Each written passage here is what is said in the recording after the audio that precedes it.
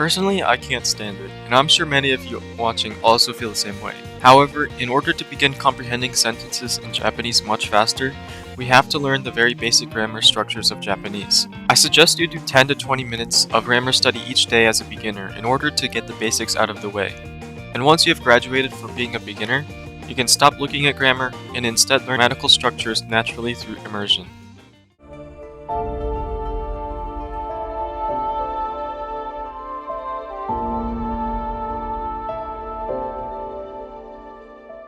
Every language has a basic grammatical structure of word order. For example, English is a SVO language.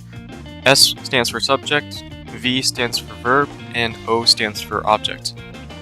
She drinks water, where she is the subject of the sentence, drinks is the verb, and water is the object being done on by the verb. Now obviously not all sentences in the English language are structured like this, but it is the basic word order of the language. Now in Japanese, the word order of the language is SOV, subject, object, verb. So instead of saying she drinks water, you would say she water drinks. Furthermore, there are only two tenses in Japanese. Note that English has three tenses, past, present, and future. So you can say drank, drinking, and will drink in English, showing three different tenses of time.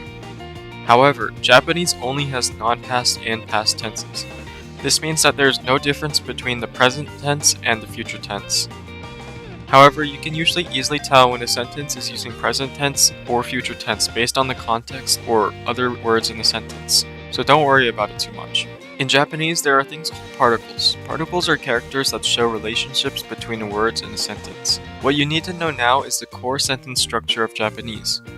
All languages have a core sentence pattern of A is B and A does B.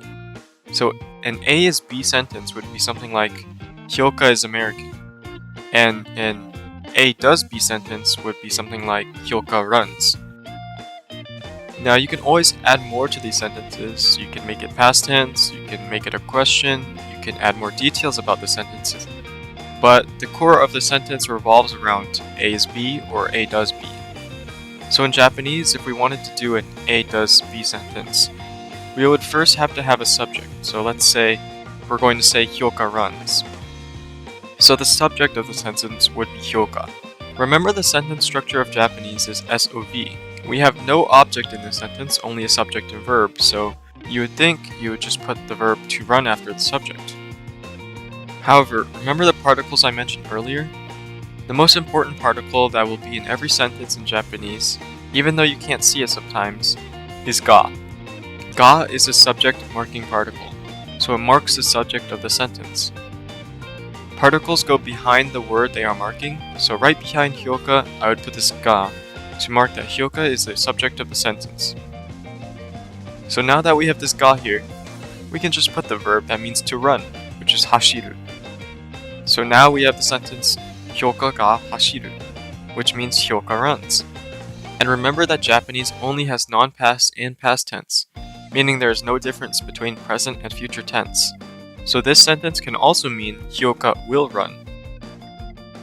Now let's look at an A is B sentence in Japanese. Let's say I wanted to say Hyoka is American. So we would first have a subject, which is Hyoka. What do you think we put next? It's the particle ga. So ga here is marking the subject, which is Hyoka. Now we put the word for American, which is Amerikaji. America, being a foreign word, is written in katakana, and this jin at the end is a Japanese word meaning person. So now we have Hyoka ga Amerikajin, but we're missing one more part, and that is the copula da. Da basically gives the meaning is in the sentence Hyoka is American. So instead of having the is meaning in the middle of the sentence like English, in Japanese it is at the end of the sentence. Now, something important to point out in Japanese is that subjects can be omitted from the sentence. In English, this would be like if you said, ate a snack today. Grammatically, you need a subject here. I ate a snack today, or she ate a snack today. However, in Japanese, you can omit the subject. So let's use the example from earlier. Hyoka is American. You can take out the subject, which is Hyoka ga, and just have Amerikaji, which is still grammatically correct. This is why I said that the ga particle will be in every sentence in Japanese, even though you won't be able to see it sometimes. That's all for the basic grammar structure of Japanese. I will have links in the description to more reading about other particles and grammar patterns that I didn't cover in this video. I highly suggest you look over them. I will also have a homework assignment for you where you will have to make a few sentences of your own using this A is B and A does B sentence structure that you have learned today. It's okay if you don't know that many words yet. I will have a link to a word bank for you in the document. Good luck.